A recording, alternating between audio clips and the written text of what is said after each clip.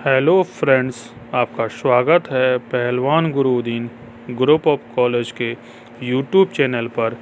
मैं रमाकांत सिंह, समाजशास्त्र प्रवक्ता, पहलवान गुरुदीन विधि महाविद्यालय पनारी ललितपुर से मैं एक बार फिर समाजशास्त्र का एक नया वीडियो लेकर उपस्थित हुआ हूँ।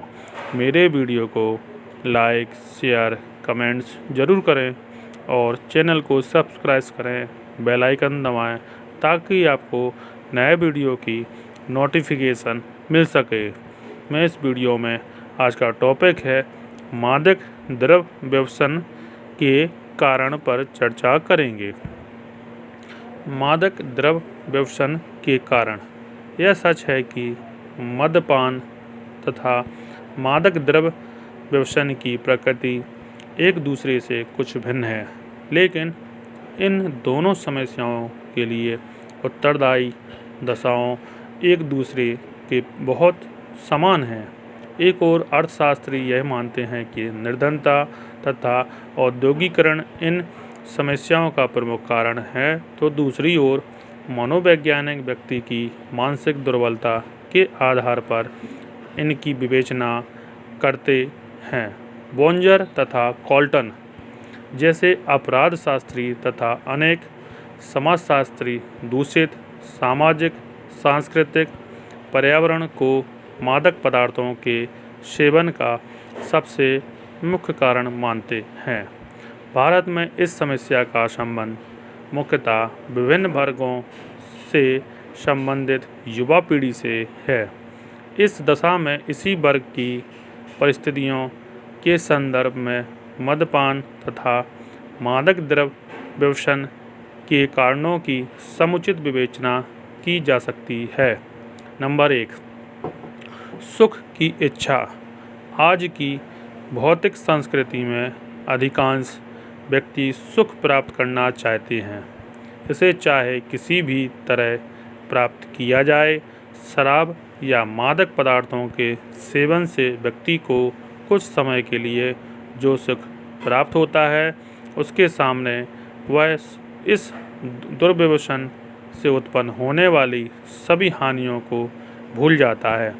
मशीनी जिंदगी के कारण व्यक्ति की व्यस्तता, मानसिक तनावों, पारिवारिक उपेक्षा तथा जीवन की असफलताओं में जैसे जैसे वृद्धि हो रही है, लोग अस्थायी सुख को प्राप्त करने के लिए मादक पदार्थों की ओर बढ़ते जा रहे हैं।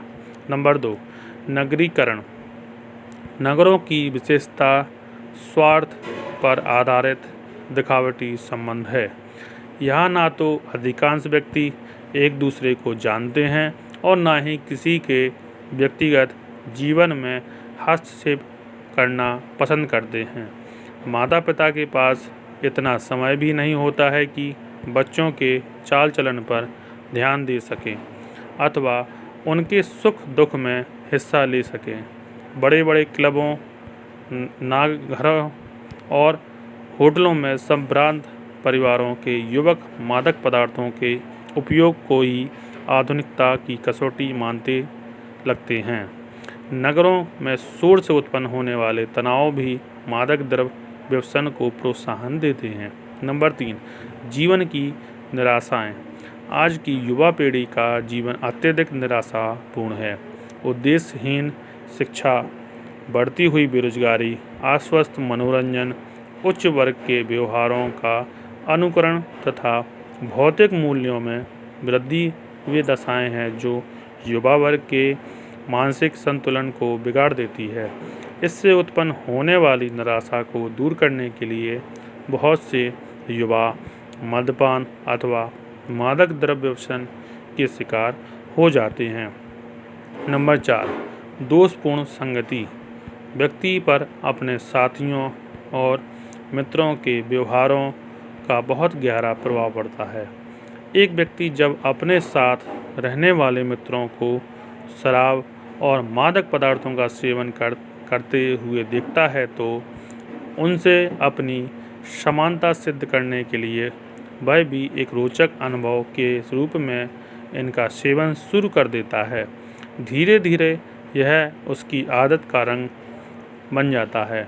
दिल्ली की घनी बस्तियों में किए गए एक सर्वेक्षण से भी यह स्पष्ट हुआ है कि स्मैक और नशे की गोलियों का उपयोग आरंभ में करने में मित्रों का आग्रह प्रमुख था। नंबर 5, दोषपूर्ण आवास। दोषपूर्ण आवास का तात्पर्य निवास के आसपास का अपराधी या अनैतिक पर्यावरण तथा गंदी या घनी बस्तियां हैं। ऐसे पर्यावरण में जब एक व्यक्ति दूसरे लोगों को मादक पदार्थों का सेवन करते हुए देखता है तो उसे स्वयं भी इनका उपयोग करने की प्रेरणा मिलने लगती है। गंदी बस्तियों में आकर रहने वाले बहुत से ग्रामीण अपने दोषपूर्ण आवास के कारण ही अक्सर किसी न किसी तरह का नशा आरंभ कर देते हैं। नंबर 6, असामान्य व्यक्तित्व। बहुत से लोग स्वयं मानसिक रूप से विकारयुक्त होते हैं। ऐसे व्यक्ति जल्दी ही उन व्यवहारों को ग्रहण कर लेते हैं जो उन्हें ऊपर से आकर्षक दिखाई देते हैं। समस्या का सरल समाधान ढूंढना इनकी आदत होती है। स्वाभाविक है कि असामान्य व्यक्तित्व अथवा दुर्बल बुद्धि के लोग जल्दी ही यह मान लेते हैं कि मादक पदार्थों के सेवन से उनकी लोकप्रियता बढ़ जाएगी, कार्यकुशलता में वृद्धि होगी तथा दूसरों को अधिक प्रभावित कर सकेंगे। ऐसे लोगों में इच्छा शक्ति की कमी होती है। फलस्वरूप धीरे धीरे नशीले पदार्थों के सेवन पर उनकी निर्भरता बढ़ती जाती है। नंबर 7, प्रतिकूल दशाएं। अनेक व्यक्ति सामाजिक अथवा आर्थिक कठिनाइयों के कारण नशीले पदार्थों का सेवन आरंभ कर देते हैं। पारिवारिक कलह, बेरोजगारी, प्रेम में असफलता, अपने प्रियजनों से मिलने वाला तिरस्कार, जुए में हार अथवा किसी प्राकृतिक संकट की दशा में मानसिक संतुलन बिगड़ जाने से भी व्यक्ति मादक पदार्थों की ओर बढ़ने लगता है। इलियट और मेरिल में लिखा है कि जो लोग बहुत संकोची, भावुक, असुरक्षित और कठिनाइयों का सामना करने में असमर्थ होते हैं, वे मादक पदार्थों को एक विकल्प के रूप में ग्रहण कर लेते हैं। धीरे धीरे मादक पदार्थों का सेवन करना उनकी आदत बन जाती है। नंबर 8, मनोवैज्ञानिक कारक।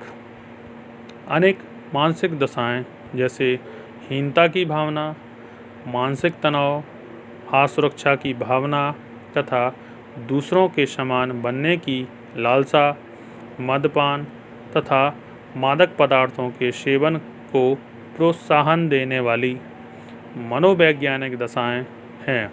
हॉर्टन ने बताया है कि जनजातियों में असुरक्षा और तनाव की मात्रा अधिक होने के कारण ही उनमें मादक पदार्थों के सेवन का प्रचलन अधिक है।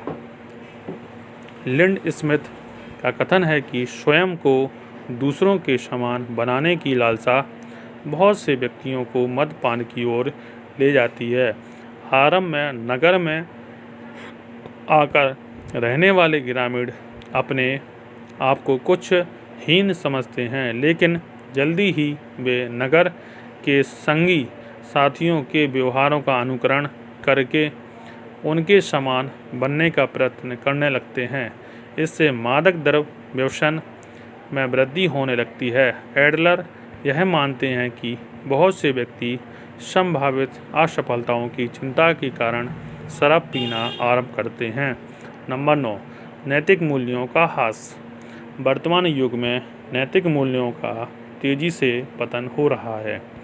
युवा पीढ़ी में अनुशासनहीनता, स्वच्छता आचरण तथा माता पिता के निर्देशों की अवहेलना करने की प्रवृत्ति बढ़ रही है। अश्लील साहित्य, उत्तेजक चलचित्रों, डेटिंग केंद्रों तथा पॉप संगीत ने एक विचारयुक्त मानसिकता को जन्म दिया है।